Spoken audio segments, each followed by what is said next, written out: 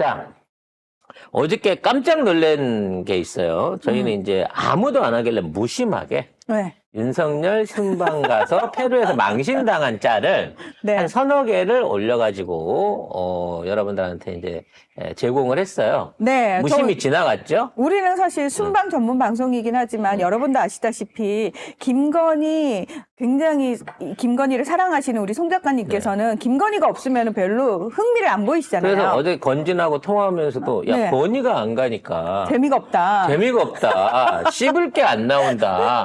이 모질이는 가갖고 진짜 무슨 뭐 엄마 일은 미아처럼 아무 짓도 못하고 이러고 나라 망신만 시키고 온다. 그러면서 이래 갖고서야 어디 사람들이 관심이나 가지겠니? 라고 했는데 터져버렸어요. 예, 어저께 그 짤이. 그러니까 사람들은 궁금했나 봐요. 김건희가 나오든 안 나오든 김건희가 또 안 나오는 순방길에서의 룬은 어떤 바보 같은 모습일까? 그러니까 정말 심하게 바보였던 게 드러났지 않습니까?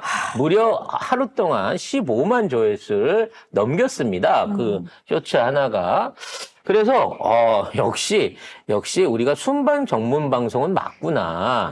우리가 순방에 관련된 영향력이 대단하구나라는 것을 생각할 수 있게 되었습니다. 자, 그래서 오늘도 역시나 G20 관련한 윤석열의 뻘짓거리들을 한번 정리를 해보려고 합니다.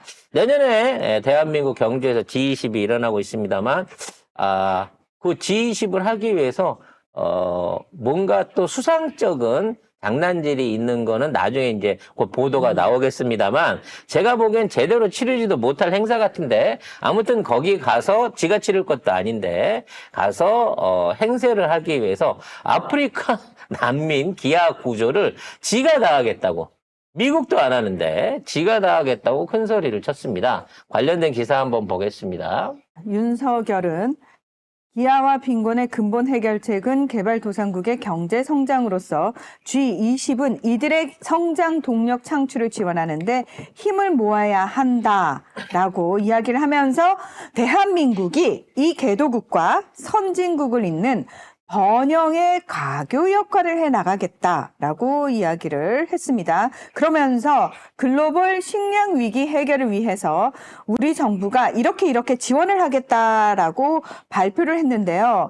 일단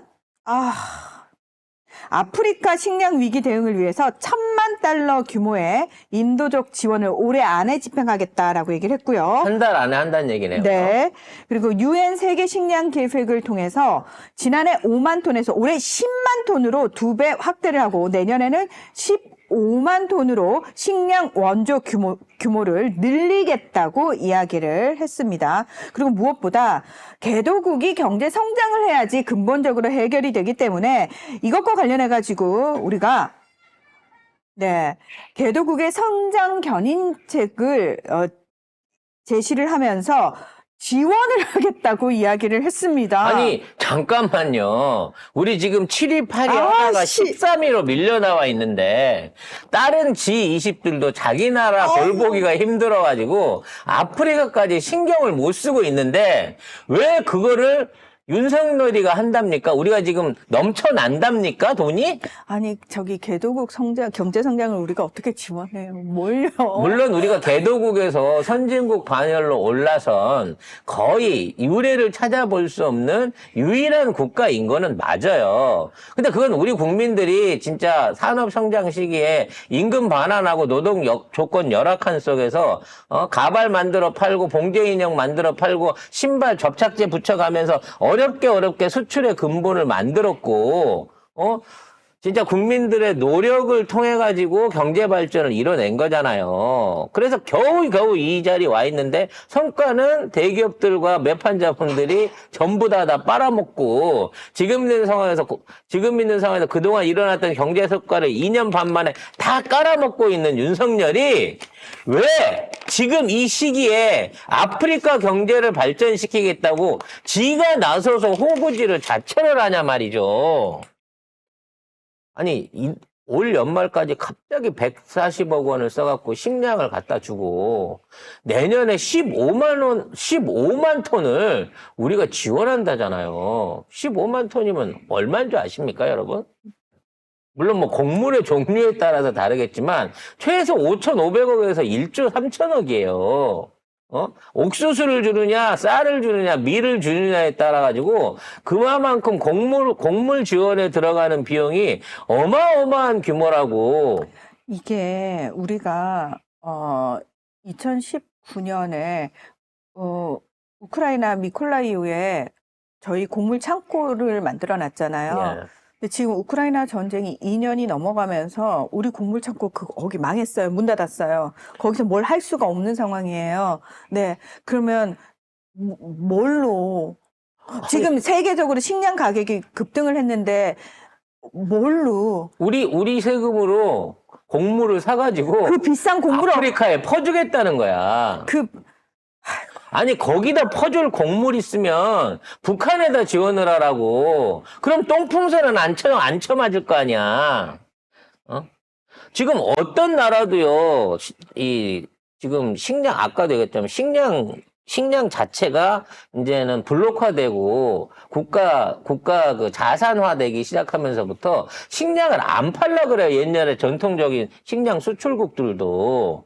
왜냐면 워낙 기후변화에 의해서 식량 변동이 심하기 때문에 이걸 안 하려고 한다고요. 돈을 주고 제가 말씀드렸는데, 지금 아시아도 대흉년이고, 남미, 북미도 대흉년이라 내년에는 어마어마한 수준의 세계적인 곡물 작황 불황에 의한 가격 폭등이 있을 거라고요. 얼마 들 줄 알고 우리가 15만 톤을 지원한다고 이렇게 큰 소리를 쳐.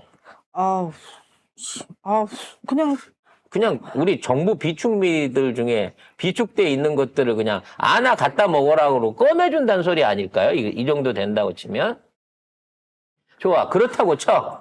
뭐 만에 하나 정 안 되면 우리 지금 비축돼 있는 비축밀 위험한 얘기긴 하지만 그렇게 해서라도 아프리카의 어떤 굶주린 아프리카 국민들을 위해서 돕는다고 치자고. 자, 우리가 뭔 재주로 아프리카 개도국을 도와요? 아프리카에 있는 경제 위기나 이거는요, 유럽도 실패했었고, 미국도 실패했었고, 그 돈 많은 중국도 실패했어요, 결과적으로는. 근데 우리가 뭔 재주로 아프리카에 있는 나라들을, 거기를 되살린다고 그러냐고. 이미 여기 가기 전에 선물 다 줬어요. 기억 안 나십니까? 2개월, 3개월 전에 아프리카에 있는 정상들이 바이든이 여기 가면 돈 준다 그러던데 줄줄이 찾아와가지고 1조 원씩, 2조 원씩, 3조 원씩 막 퍼갖고 갔어요. 우리나라에서 돈을. 근데 그거는 그냥 선불 준 거고 앞으로 지속적으로 우리가 재정혁신 돈 빌려준다는 얘기죠. 뭐 질서 유지를 위한 성장과 향후 지원 노력을 우리가 하겠답니다. 이런 얘기를 함부로 하면 안 되는 게 뭐냐면 지금 아프리카 상황을 말씀드리면 경제적으로는 중국이 꽉 잡고 있고요. 왜냐하면 거의 대부분의 아프리카 국가들이 중국에 다 돈을 어마무시하게 빌려가지고 꼼짝을 날싹을 못하는 상황이에요. 그래서 거의 중국 제품이 쫙 깔려 있다고 보시면 돼요. 그다음에 군사적으로는 다 러시아가 꽉 잡고 있어요.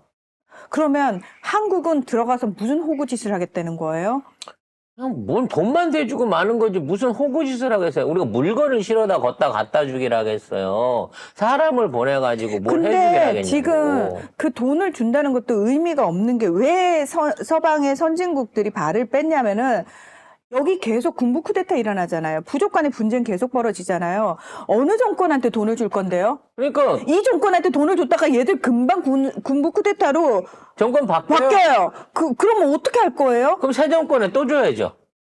그러니까 그걸 아프리카 애들은 그렇게 얘기해요. 야, 정권 바뀌었어. 아니, 우리 그전 정권에 돈 내고 우리 이거 계약했어. 걔들은 친미 정권이고 우리는 러시아 정권이야. 이렇게 오는 거죠. 아니, 정권 바뀌었는데 우리랑 다시 약속해야지. 라는 식의 일이 지금 계속 벌어지고 있다고요. 그래서 중국도 빡 돌아가지고 열받아 있는 거고, 러시아 같은 경우에는 계속 무기 대주고 하면서 그걸 준동하고 있는데, 거기다가 뭘 하겠다는 거죠, 지금?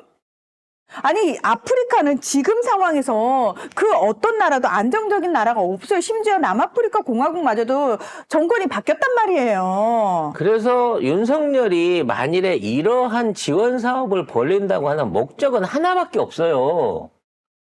배달 사고를 유발시키는 겁니다.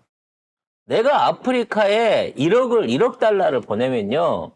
실제로 그 돈이 아프리카 어린이를 위해서는 1,000만 불도 도착을 안 할 거예요. 그러니까 국제기구가 직접 직원을 뽑아가지고 다이렉트로 들어가는 이유가 그거예요. 부패된 나라일수록 공적 원조 돈을 보내잖아요. 그러면 위에서 착복 그냥 밑으로 내려온 돈이 없어요. 그래서 물건으로 보내도 그게 없어요. 없어요. 무기로 보내도 그게 도착을 안 안 해요. 해요. 그러니까 결론적으로 거기는 그냥 퍼붓는 거야. 그럼에도 불구하고 보내는 이유는 뭐다? 배달 수수료가 생기는 거거든. 응? 대출 수수료가 생기는 거예요. 30에서 40, 심하게는 50% 이상 돈을 주면 나눠 먹게 하는 거예요. 그쪽 애들하고. 우크라이나하고 연관된 모든 지원들, 아프리카에 연관된 모든 지원들, 이 모든 것들이 따져놓고 보면 그런 방식으로 인해 가지고 뒷구멍으로 빼먹기 좋은 구조이기 때문에 나는 윤석열이 자꾸 아프리카를 들먹인다고 생각을 하는 겁니다. 돈 빼먹기 눈먼 돈이 가장 많이 생기는 곳. 그리고 지금 전 세계 어떤 나라가 지금 자국 경제가 어려운 상황에서 다른 나라를 돕겠다고 나섭니까? 지금 프랑스도 아프리카에서 다 철군하고 있어요. 프랑스는 본인이 식민 지배했던 아프리카의 영향력을 계속 유지하기 위해서 엄청나게 군인들 파병하고 있는 상황이었는데 지금 거기서 계속 군부 쿠데타 일어나고 하다 보니까 그냥 프랑스 군이 다 철군했어요. 이 지구상에서 제일 골치 아프고 안 거들떠보는 우크라이나나 아프리카 문제를 내가 나서서 맡아볼게요 라고 나서고 있는 거는 윤석열이 하나밖에 없는 거예요. 그러니까 얼마나 브라질이나 브라질에서 G20 정상들이나 옵저버로 참여한 국가들이 볼 때 병충 같겠어요. 얘가 진짜 뭐 이런 놈이 있지? 이건 무슨 생각하는 놈이지? 라고 이걸 보겠습니까?